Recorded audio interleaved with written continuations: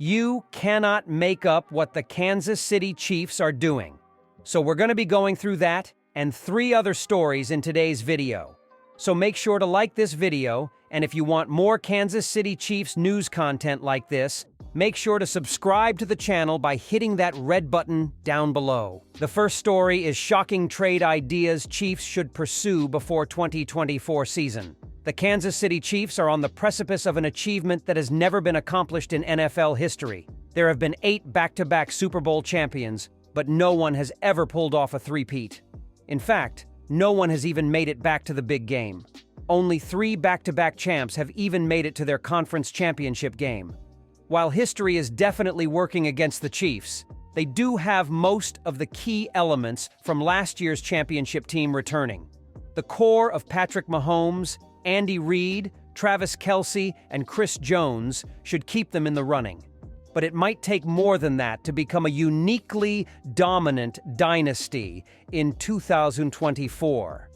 It could take an aggressive move or two to push them over the top in an increasingly tough AFC with a potential Super Bowl rematch against the San Francisco 49ers waiting at the end. That could mean pulling off a stunning trade that would stack the deck in the Chiefs' favor. With $14.7 million in cap space, the Chiefs could clear a little bit more room and take on at least one more notable salary for this season. These ideas might be shocking, but they could be what it takes to lift another Lombardi. Help the San Francisco 49ers by taking Deebo Samuel off their hands. The San Francisco 49ers are one of the Chiefs' biggest obstacles to winning another title, and they are in the middle of a dilemma. Brandon Ayuk has earned a new contract. He officially passed Deebo Samuel as their best receiver last season, and he's the younger, more productive player of the two. The problem is that they've already paid Samuel a 3-year, $71.5 million extension, and they could be hesitant to pay 2 wide receivers premium money. One way out of their dilemma is to find a team that is willing to take on Deebo Samuel after June 1st. The Niners would save a whopping $22 million against the cap in 2024 if they could find a trade partner. Samuel has provided diminishing returns over the last 2 seasons, but still had over 100 scrimmage yards and 12 touchdowns last season. Some of Samuel's success has been due to playing in a Kyle Shanahan system, but Reid is one of the best offensive minds in the game.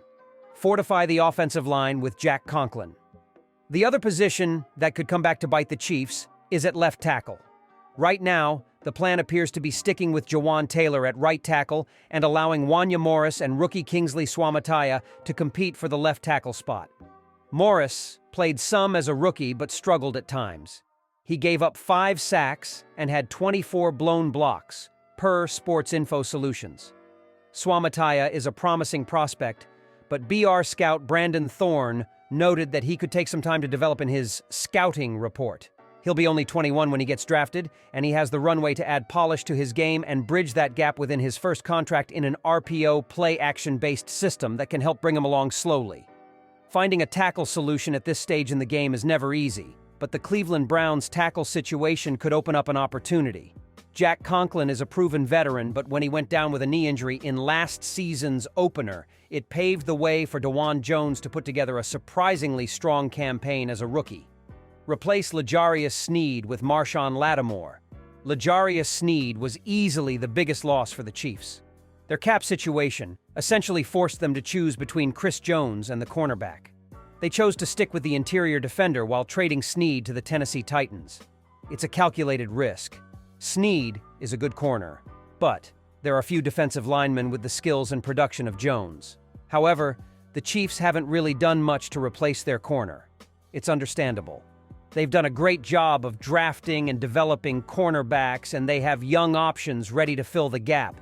At least, that's the story they are telling so far.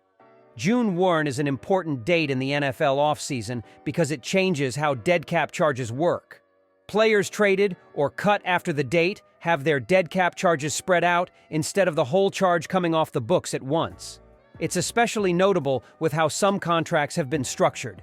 For instance, the latest restructure for the Saints' Marshawn Lattimore includes a guaranteed option bonus that would allow the Saints to minimize their dead cap charge to just 10 to 13 million in dead money, per Tony Catalina of Pro Football Network. That feels like a move that you only put into a contract if you're thinking about trading away a player. Lattimore has dealt with injuries lately, but is still capable of good production as a starter. Adding him to this defense could be a huge addition that keeps the Chiefs at the top of the league. The second story is Chiefs coach Andy Reid has message for NFL after wacky schedule for 2024 season. Any given Sunday might still be a saying for the NFL, but games have expanded well beyond just one day a week. Just ask the Kansas City Chiefs and their 2024 schedule. When the NFL schedules released earlier this month, the Chiefs saw themselves playing every single day of the week at some point during the year, except for Tuesday. How is that possible? Well, the Chiefs are playing in every single primetime slot, which includes Thursday Night Football and Monday Night Football. But they're also playing Black Friday, a Saturday game in Week 16, and we can't forget about Christmas Day, which lands on a Wednesday this year. While it may be a wacky schedule to look at, the Chiefs are also playing at 4:25 p.m. or later in 14 of their 17 games. Head coach Andy Reid had a message for the NFL when reporters asked about it. "It's the first time in my career that this has happened. It's unique, and you know how we are. We don't really care," Reid said matter-of-factly via a Chiefs transcript. "They can give us a Tuesday game if they want, and we'll be okay there too," Reid said. "We work through it. We'll play anybody, anywhere, whatever they want to do. We're on board." The Chiefs are obviously must-watch football, especially as they look to achieve a feat no other NFL team has done before them: win 3 straight Super Bowls. Kansas City has 8 standalone games this season, one of which being the league's opener on NBC against the Baltimore Ravens on September 5th. The Chiefs will also be seen on CBS quite a lot, with a league-high 8 games on the network.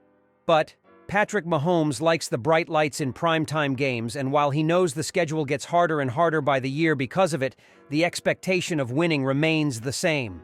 "I feel like our schedule has gotten crazier and crazier every single year," Mahomes said last week to reporters. "It's just about preparing for the week ahead of you. We know that we're going to have a lot of prime-time games.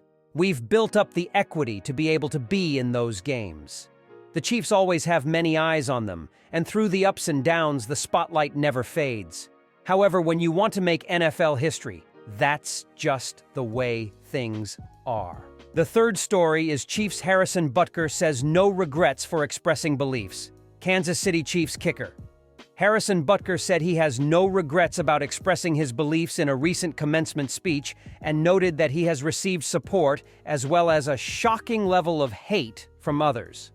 Butker, 28, spoke Friday night at Regina Cayley Academy's Courage Under Fire Gala in Nashville, Tennessee.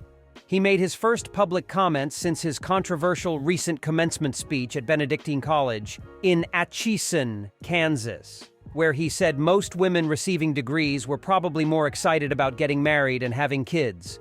Argued some Catholic leaders were pushing dangerous gender ideologies onto the youth of America. Referred to a deadly sin sort of pride that has a month dedicated to it, in an oblique reference to Pride Month, and took aim at President Joe Biden's policies, including his condemnation of the Supreme Court's reversal of the 1973 Wade decision. "It is now, over the past few days, my beliefs, or what people think I believe, have been the focus of countless discussions around the globe," Butker said Friday. "At the outset, many people expressed a shocking level of hate.